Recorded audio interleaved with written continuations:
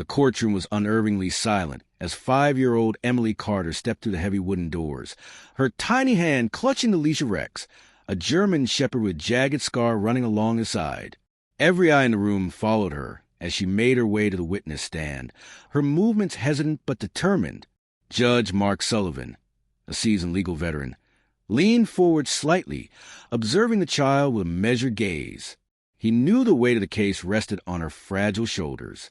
Emily was the sole witness to an attempted abduction, a case that could lock a dangerous man behind bars for life. But there was one problem. Emily hadn't spoken a word since the attack. Across the courtroom sat Richard Hale, his expression composed, even smug. A 45-year-old software engineer with an unassuming appearance. Hale had been arrested after an eyewitness placed him at the scene, but his defense was solid. No physical evidence, no confession, and a traumatized child who couldn't testify. His lawyer had already prepared a strategy to discredit her ability to identify him. Then something unexpected happened. As Emily settled into the witness chair, her green eyes locked onto Hale's. Her small fingers trembled as they made a subtle, barely noticeable movement, an almost imperceptible signal she had learned during weeks of therapy. Only 2 beings in the room noticed it, Rex and Judge Sullivan. The dog's reaction was immediate. The moment Emily's fingers twitched, Rex's body went rigid. His ears pricked forward, muscles coiled, and a low growl rumbled from deep in his chest. A warning, a recognition. His golden brown eyes locked onto Hale with unwavering intensity. The reaction sent a ripple of unease through the courtroom. Whispers filled the air. This wasn't just a well-trained support animal reacting to distress. This was something deeper, primal. Judge Sullivan's gavel came down hard, the sharp crack echoing through the room. "This court will take a 15-minute recess," he declared, his voice unusually urgent. Prosecutor Jenna Collins shot him a questioning look, but he didn't meet her eyes. Instead, he glanced at Emily, who clung to Rex like a lifeline. Something significant had just happened, and he needed to understand it before the trial proceeded any further. As the courtroom emptied, Sullivan remained seated, his mind racing. He had seen many things in his years on the bench, but never had a therapy dog reacted with such certainty. What had Rex recognized? And more importantly, what did that mean for the case? Outside, in the hallway, Emily knelt beside Rex, gripping his fur tightly. Her mother, Sarah, bent down and gently smoothed back the child's curly hair, her fingers trembling. "Sweetheart, are you okay?" she whispered. Emily didn't respond. She didn't need to. Her grip on Rex tightened as her small body pressed into his side. Jack Monroe, the lead investigator, watched from a few steps away, a grizzled FBI agent with decades of experience. He had a gut instinct that had always served him well. Right now, his gut told him whatever had just happened in that courtroom was a game changer. He stepped closer to Judge Sullivan. "Something spooked that dog," he murmured, his voice low. "I bet my badge he recognizes Hale from somewhere." Sullivan exhaled slowly, his sharp blue eyes narrowing. "Then we need to find out where." Meanwhile, in the defense's private room, Richard Hale sat across from his attorney, Michael Graves. The moment they were alone, Hale's smug confidence twisted into something colder. His fingers drummed against the table as he replayed the moment in his mind. The girl hadn't spoken, but the dog had reacted. "She knows," Hale muttered under his breath. Graves raised an eyebrow. "What?" Hale forced a small smile. "Nothing," he said, but his mind was already racing. He hadn't considered Rex would be a problem. Now he realized the dog might be the key to unraveling everything. As the recess neared its end, Judge Sullivan straightened his robes and took a deep breath. He didn't believe in coincidences, and something told him Rex had just given him the most important clue of the trial. It was time to dig deeper. For the first time since the case began, he felt the tide shifting. Before the courtroom went silent, before the terror that stole her voice, Emily Carter was a bright, chatty 5-year-old. She loved stories, stuffed animals, and the way her mother read bedtime tales with different voices for each character. She had never known fear until that fateful afternoon. It had been a perfect spring day. The scent of blooming flowers drifted through the air, and the warm sun painted golden streaks across the yard.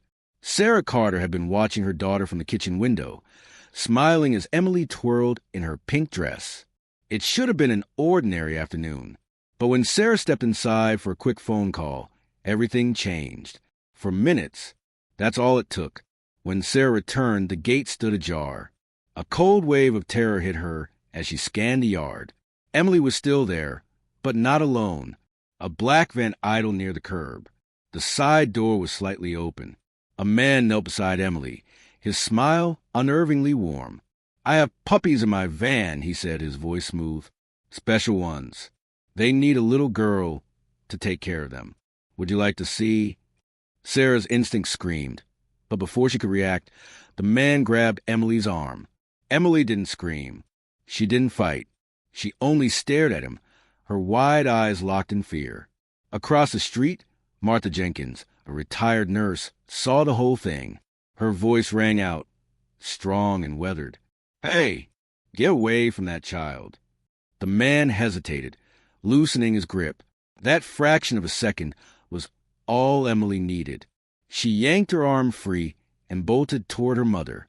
Sarah scooped her up just as the van's engine roared, tires screeching as the vehicle sped away, leaving black streaks on the road.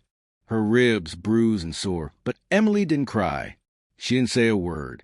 Instead, she buried her face into her mother's shoulder and trembled. The police arrived within minutes, with Detective Jack Monroe, a seasoned investigator from the FBI's Child Abduction Task Force, taking immediate control of the scene. His graying hair and sharp brown eyes spoke of years spent chasing shadows and searching for missing children. Children who were often never found. He had seen this pattern too many times before. "He fits the profile," Monroe muttered, flipping through a worn notebook. "For children have gone missing in the last 18 months. All approached near their homes. All lured by promises of puppies." His partner, Agent Lisa Grant, knelt beside Emily, her voice soft but firm. "Sweetheart, do you remember what the man looked like?" Silence. Sarah brushed Emily's hair back, her hands trembling. "Honey, it's okay. You're safe now. Can you tell the nice officer what he looked like?" Emily's small hands gripped her mother's sweater tightly, but she didn't speak. She didn't nod or shake her head. It was as if someone had flipped a switch and shut her voice off completely. "She hasn't said a word since I picked her up," Sarah whispered, fear creeping into her voice. "She just won't talk." Agent Grant exchanged a look with Monroe. "Selective mutism," she murmured. A trauma response. Monroe sighed, rubbing his temple. "Without a statement, we don't have much. The description is vague, just a man, a black van. It could be anyone." Then Martha Jenkins, a retired nurse who had witnessed the abduction attempt, stepped forward. "I got part of the license plate," she said firmly. "The first 3 letters, YKZ. Monroe's gaze snapped to her. "That's something," he said. Sarah, still clutching Emily, felt a surge of helplessness. Her daughter, once so full of life, had retreated inside herself. In the days that followed, Emily's behavior only worsened. She stopped playing, stopped drawing, and refused to leave the house. She flinched at the sight of passing cars. She barely slept, and when she did, her nights were filled with silent nightmares, her small body thrashing against invisible threats, her screams never coming, only gasps of terror that woke her parents in the dead of night. Sarah and David tried everything, story time, favorite foods, her beloved stuffed bunny, but nothing worked. The child they knew was slipping further away. One evening, Sarah sat across from David at the kitchen table, her eyes hollow from exhaustion. The therapist recommended a support animal.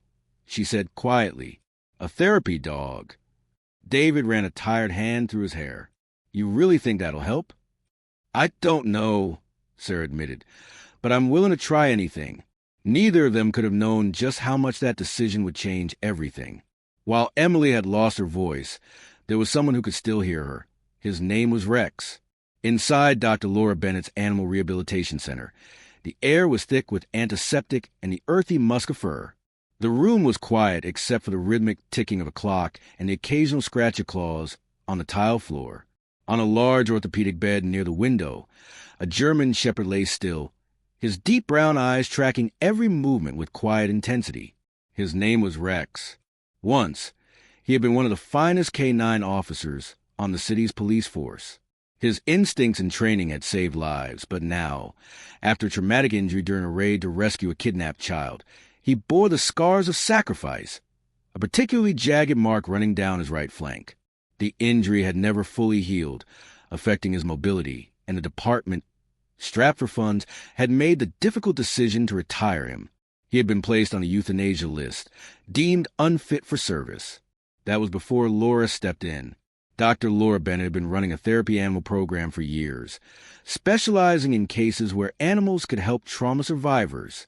When she heard about Rex's case, she fought to adopt him, convinced that his sharp mind and unwavering loyalty still had value. Now, she was about to test that belief. Sarah Carter sat nervously in a chair, her fingers gripping the fabric of her skirt. Emily stood behind her, peeking out from behind her mother's shoulder. The little girl had refused to speak since the incident 2 weeks ago, and though she had attended therapy, nothing had coaxed a word from her. Laura knelt Emily's level, her voice gentle. "Hi, Emily. My name is Laura. I work with very special dogs that help kids who've been through scary things." Emily said nothing. Her green eyes flickered to the large German shepherd a few feet away. Rex sat patiently, his ears perked forward but his body still. He didn't move toward her. He simply watched, his presence steady and unthreatening. "Would you like to meet him?" Laura asked softly. Emily didn't answer, but she didn't run either. That, at least, was a start. Sarah smoothed her daughter's hair. "He's a very nice dog, sweetheart. He used to be a police dog, just like the ones in your storybooks." Laura gestured to Rex and gave a quiet command. "Stay." The German shepherd didn't so much as twitch. Laura turned back to Emily. "You don't have to come close if you don't want to. Rex will wait right here. But if you feel ready, you can put out your hand and he'll come to you." Emily hesitated for a long moment.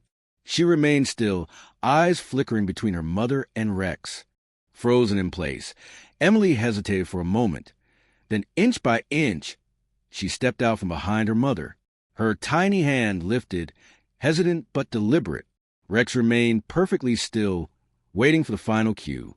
When Laura nodded, he slowly lowered his head and took a careful step forward. Then another, and another. The instant his warm breath touched Emily's palm, something shifted within her. Emily's fingers curled, brushing through the thick fur of the dog. The connection was made. Sarah gasped softly, pressing her hand to her mouth. It was the first time Emily had reached out to anything, or anyone, since the attack. Tears welled in her eyes as she whispered, "Oh, baby." Emily's small fingers burrowed deeper into Rex's fur, gripping him as though he were the only solid thing in a world that had become terrifyingly uncertain. Laura smiled. "That's a good girl, Emily. Rex likes you." The child didn't speak, but she didn't let go. Over the following weeks, Rex and Emily became inseparable. At home, Emily would sit beside him for hours, her tiny hands tracing the scar along his side. When nightmares woke her in the middle of the night, it was Rex's steady heartbeat that calmed her. Though she still refused to speak, she began drawing again, simple crayon pictures of a girl and a dog standing together, facing shadowy figures. One afternoon, while sitting on the floor of Laura's office, Emily watched Rex perform a simple trick. Then something remarkable happened. "Good boy," she whispered. The words were so soft that for a moment, Sarah thought she had imagined them. But when she turned, she saw Emily staring at Rex, her lips slightly parted in wonder, as if she too had surprised herself. Tears filled Sarah's eyes. It wasn't much, but it was a start. Laura placed a gentle hand on Sarah's arm. "She trusts him," she murmured. "Sometimes trust is the first step toward finding your voice again." Sarah squeezed her hand. "Then we'll follow wherever that trust leads." And it would lead them to a courtroom, where a monster would finally be unmasked. The air in the courtroom was thick with tension. The seats were filled with journalists, families, and legal observers, all watching with anticipation, as one of the most high-profile trials in recent memory was about to begin. In the center of the room, the defendant, Richard Hale, sat beside his attorney. His expression was unreadable. Despite the weight of the charges against him, he appeared disturbingly calm, his fingers tapping rhythmically against the polished wood of the defense table. Seated beside her mother, Emily Carter gripped Rex's leash tightly, her small fingers wrapped around the thick fabric, as if it were a lifeline. The German shepherd sat alert beside her, his ears pricked forward, his deep brown eyes locked onto Hale. Every so often, his nose twitched as if sensing something familiar in the air. All rise. The BFF's voice rang through the chamber as Judge Mark Sullivan entered, his robe flowing behind him. He took his seat at the elevated bench, his sharp eyes scanning the room before briefly settling on Emily and Rex. He had already ruled that the therapy dog could be present, but he knew that decision wasn't universally accepted. "Before we proceed with opening statements," Sullivan said, his deep voice measured and controlled, "the court will hear arguments regarding the presence of the support animal in these proceedings." Michael Graves, the defense attorney, rose smoothly from his seat and adjusted his tie. "Your Honor," he began, his tone polite but firm, "while we understand the prosecution's argument for emotional support, the presence of this animal is highly prejudicial. A large German shepherd in the courtroom may evoke an emotional response from the jury that could unfairly bias them against my client. We request that the dog be removed during testimony." Jenna Collins, the lead prosecutor, stood immediately in response. "Your Honor, Emily Carter is 5 years old and a trauma survivor. She has been diagnosed with selective mutism as a result of her experience. Rex is not here as a spectacle. He is here as a medically necessary support animal. His presence allows Emily to participate in these proceedings without undue distress." Judge Sullivan sat back, his expression unreadable. "I have already reviewed the documentation submitted by the child psychologist and the animal behaviorist. The dog remains." A murmur spread to the courtroom, some in agreement, others grumbling under their breath. Graves pressed his lips together, displeased but unwilling to argue further. He returned to his seat, casting a quick glance at Hale, who remained eerily expressionless. The trial began in earnest. The prosecution painted a chilling picture of Hale's actions, a pattern of manipulation, deception, and predatory behavior spanning years. Witnesses were called, including the elderly neighbor Martha Jenkins, who recounted the terrifying moment she saw Hale trying to lure Emily into his van. Her voice trembled as she described the way he had grabbed the child's arm before fleeing when confronted. Emily sat silently through it all, her small frame dwarfed by the large wooden chair. Her fingers occasionally flexed around the leash, but she never let go. Whenever the tension became too much, she would look down at Rex, who remained perfectly still, his quiet presence grounding her. Then it was time for her testimony. A hush fell over the courtroom as Emily was gently led to the witness stand. Sarah Carter walked with her, her protective gaze never leaving her daughter. She helped Emily into the seat before stepping away, though every muscle in her body screamed to scoop her daughter into her arms and take her far from this place. Jenna Collins approached carefully, her demeanor soft and warm. "Hi, Emily," she said with a gentle smile. "I know this is a little scary, but remember, you don't have to say anything you don't want to. You can just nod or shake your head if you feel more comfortable. And if you ever need a break, you can let us know." Emily didn't look at her. Her gaze was fixed on the table, her breathing shallow. But then, as if sensing her unease, Rex pressed his body lightly against her leg. She reached down and gripped a handful of his fur. Slowly, she nodded. "Good," Jenna said, keeping her voice light. "Emily, can you tell us who was with you in your yard that day?" Emily hesitated. She didn't lift her head, but after a long moment, she slowly raised her arm and pointed directly at Richard Hale. The defendant's expression didn't change, but something flickered in his eyes, a brief involuntary tightening of his jaw. Graves immediately stood. "Objection," he said. "The child has been repeatedly shown images of my client prior to trial. This identification is unreliable." Judge Sullivan held up a hand. "Overruled. The jury will determine the credibility of the witness." Jenna continued. "Emily, did this man say anything to you that day?" The child didn't speak.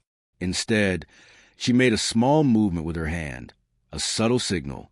It was the same one she had given before, the one that Rex understood. The German shepherd responded instantly. His ears snapped forward, his muscles tensed, and a deep, guttural growl rumbled from his chest. It wasn't aggressive. It was a warning. The reaction sent a shockwave through Courtroom.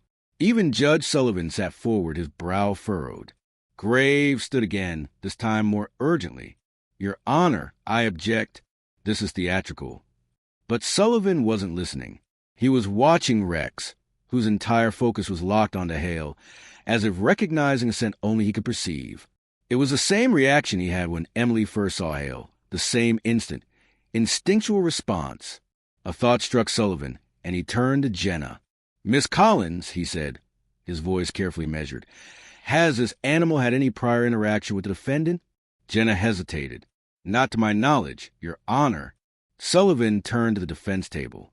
Mr. Hale, have you encountered this dog before? For the first time, Hale showed real emotion. His fingers, which had been tapping so calmly earlier, clenched into a fist. He remained silent.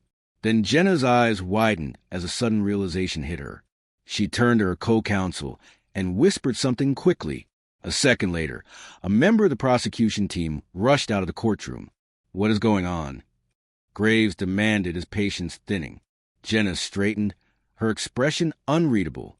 Your Honor, I request a short recess. There may be new evidence relevant to this case, Jenna Collins said, her voice steady but filled with anticipation. Judge Sullivan studied her for a long moment, then nodded. 15-minute recess, he declared.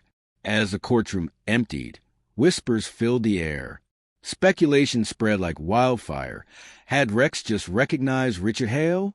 And if so, how? Something told Judge Sullivan that the answer to that question would change everything. The weight of the case pressed heavily on the prosecution team as new developments emerged. Richard Hale had now been officially linked to multiple disappearances. Yet, without Emily's full testimony, the trial remained on a knife's edge. But what no one expected was that the key to unraveling the case wouldn't come from the child, but from the German shepherd who had never left her side. The morning air was crisp as the prosecution team, led by Jenna Collins, presented their next motion. The soil samples found in Hale's van had been analyzed, and the results pointed to a very specific location, a remote, unoccupied cabin in the northern woods. Detective Jack Monroe, who had worked on similar cases for decades, knew exactly what this could mean. Your Honor, Collins addressed Judge Sullivan, we request a 24-hour recess to follow up on a crucial lead. We believe this evidence may provide the final piece needed to close this case. Michael Graves, Hale's defense attorney, immediately objected. Your Honor, this is nothing more than a delay tactic. My client has already been through extensive questioning, and there is no solid evidence linking him to this so-called cabin. Soil samples are circumstantial at best. Judge Sullivan's stern gaze silenced him. Motion granted, he ruled. The prosecution has 24 hours. Court adjourned. As the gavel struck, Monroe and his team mobilized. Rex, ever the watchful protector, was brought along for the operation. His reaction to Hale had been unmistakable. Perhaps he could sense something that human eyes had missed. By early afternoon, the search team arrived at the desolate cabin. The place was eerily silent, the surrounding trees whispering with the wind. A thick layer of dust covered the porch, but faint footprints leading toward the back door suggested recent activity. Rex was the first to react. As they approached the cabin, the dog's ears perked up, his nose twitching with intense focus. His body stiffened, his tail erect, muscles coiled like a spring. He let out a low growl, pacing anxiously at the threshold. This place is wrong, Monroe muttered. Rex knows something's here. The team proceeded cautiously, weapons drawn. Inside, the cabin was sparse, just a table, a cot, and a stack of empty food cans in the corner. But then, Monroe noticed something peculiar. The wooden floor near the back wall had an unnatural seam, a faint indentation that seemed out of place. He knocked on it. "Hollow," he said with swift precision. The officers pried the boards loose, revealing what lay beneath, a narrow staircase spiraling down into a hidden basement. The air grew cold and damp as they descended, the dim light revealing a horrific sight. Children's belongings, old toys, small shoes, a faded pink backpack, were scattered across the floor. In the farthest corner, chained but still alive, was a girl. Emma Sullivan, an 8-year-old who had been missing for 6 months. Her face was pale, her clothes ragged, but the moment she saw the officers, her eyes filled with tears of recognition and relief.